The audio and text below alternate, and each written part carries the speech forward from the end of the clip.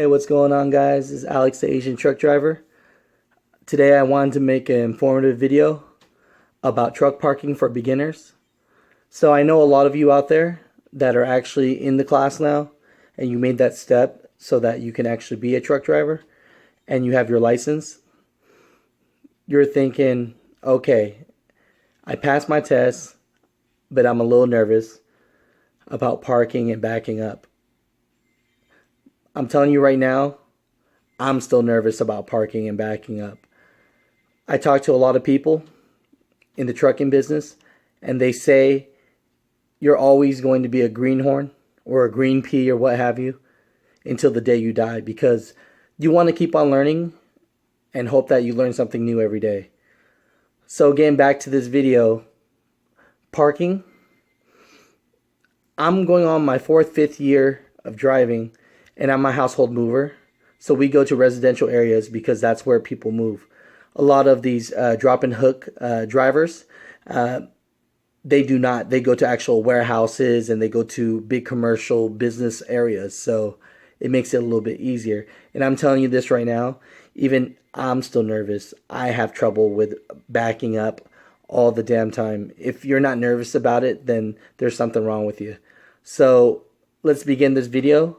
And I just want to let you know that it's okay that you're having trouble, because a lot of guys that drop and hook and tell me they back up 20 times a day to warehouses, it took them 2 to 3 years to really get used to it. So with that said, this backing up is a situation, but for all you new truck drivers out there, you're going to be parking, going over the road, and you don't know where to park. So I just wanted to make this informative video. There's a couple places that you're going to see as you go throughout the nation. I mean, you could be on the 80, the 40, the 95. You could be on any freeway, and I'm letting you know right now, there's going to be these truck stops. So first, you're going to see the TAs, the Travel Centers of America, the Petros, the Flying J's, the Pilot, and the Loves. So let me go over these truck stops. I know for a lot of people that are watching these videos that are truck drivers, these truck stops sound like normal know-hows, but for the new guys out there, you know, there's a difference. So I didn't learn this until I had to jump out there and do it myself. So I'm just trying to make this video to help the new guys. So everyone else that has experience, please bear with me. So basically, the TAs, I like going there a lot. It's a bigger truck stop, and it's more comfortable for parking.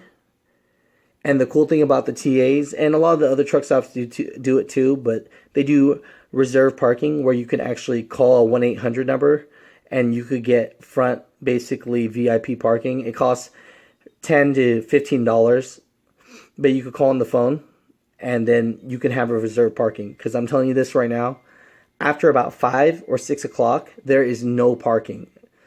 I mean, I can't tell you how many times, you know, Jenna and I have gone on the road and we hit like 5 or 7 o'clock and there was no parking. And we end up parking on the side of the road where it's dangerous. You could get robbed. I mean, there's all sorts of problems with that. So I do recommend the TAs. Those are bigger parking lots. The Petro, that is like the staples of truck stops. I mean, once you get into trucking, you're going to realize that there's not a lot of truck stops that are left that cater to us. And Petro is kind of that old school feel. You go in there, everyone treats you nice. There's a barber shop in there, a shoe shining place.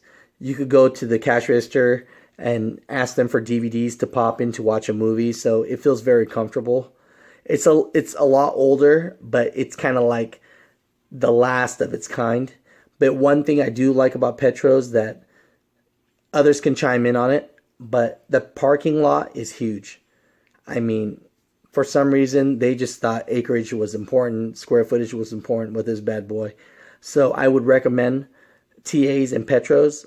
I myself, these days, still like Petros because there's just a lot of parking. Flying J, those are very popular truck stops. I would say the Flying J's sometimes are big, they're hit or miss. But the thing about those are you could go in there, they have a good reward system with their cards. You go in there, you give them your phone number, and it builds up a point system every time you get fuel. And we could go into that in another video, but I like the cleanliness of them. So I look for Flying J's as well. And the other truck stops, the last two that I was talking about, are the Pilots and the Loves. Now, the Pilots and Loves are more like quick stops. So during the day, when it's about, I don't know, you're taking your lunch break or whatnot, the the Loves and the Pilot truck stops are great. Um, Loves is actually privately owned, which is crazy. Pilot is actually owns Flying J, so your reward systems work for both. If you get a certain amount of fuel, at least 50 gallons, you could get a free shower. We could go over that later. But as far as the parking wise, there's not going to be much parking, so I wouldn't suggest. If there's only a Pilot or Loves at your destination of where you're going for the end of the day, I would look into parking as a service plaza, or a rest area. But even though sometimes they could be dangerous because, you could be out there on your own sometimes. So it's better being groups and numbers. I'm not going to lie. There's a lot of times where a lot of rest areas look sketchy to me. And a lot of times the bathrooms are disgusting or they don't even work.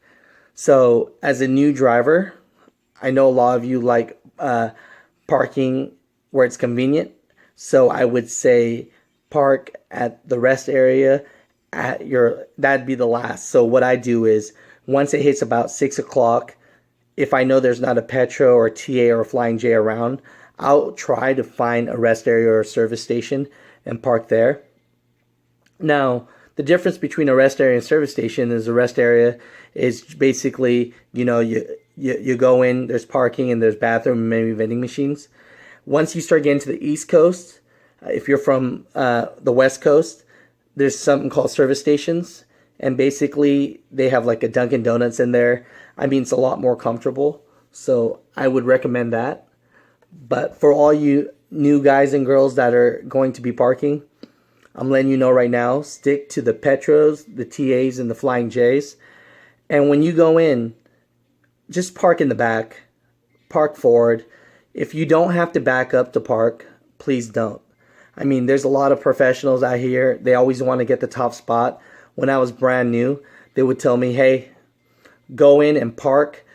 I could blindside park with my eyes closed. And that very day when I came out after I got something to eat, the police were outside, and guess what? It was the same guy. He bumped a Peterbilt. So, this is your money you're working with. So you don't want to get fired. And there's a lot of situations that we don't want to get into with that. But always park in the front. Or one thing that I do suggest, if you are going to park and there's no room to park, just make your own parking spot. I know a lot of guys, they don't like to do that. But what I do is, as you get into trucking more, there's something called a weight station, and there's a CAT scale. So CAT scales is where you weigh your truck, and we could go into that in another video. But at the CAT scale, right beside it, if no one's taken that spot, take it and just park right next to it. I've done it so many times and no one gives me problems. I mean, it's kind of a last resort, but I'm telling you, it's a good one. So overall, just park in the back, park at the Petros, the TAs, or the Flying Js. Only take a pit stop at the Loves and at the Pilots. Thank you so much for watching this. I just felt like hopefully this is helpful. I know that this is a longer video, but I just want to ingrain it in all the new drivers that you do not want to pretend like you can back up like nobody's business, because I'll tell you what, I'm still learning, and I'm telling you, I'm not great at it. So always try to drive forward if possible. Park in the back. You know, if you can, don't blindside back up. You know, always park. Make your own parking spot. I only blindside back up, honestly, if someone else is helping me. And there's no shame in asking another trucker to help you back up, because you know what? They would rather get you in there safely than for you to hit, you know, their rig. So if you like the video, please subscribe. If you have any questions about parking and where to park, always hit me up on my YouTube channel and I'll let you guys know. Hopefully you felt that this video was informative, and I'll talk to you guys later. Peace.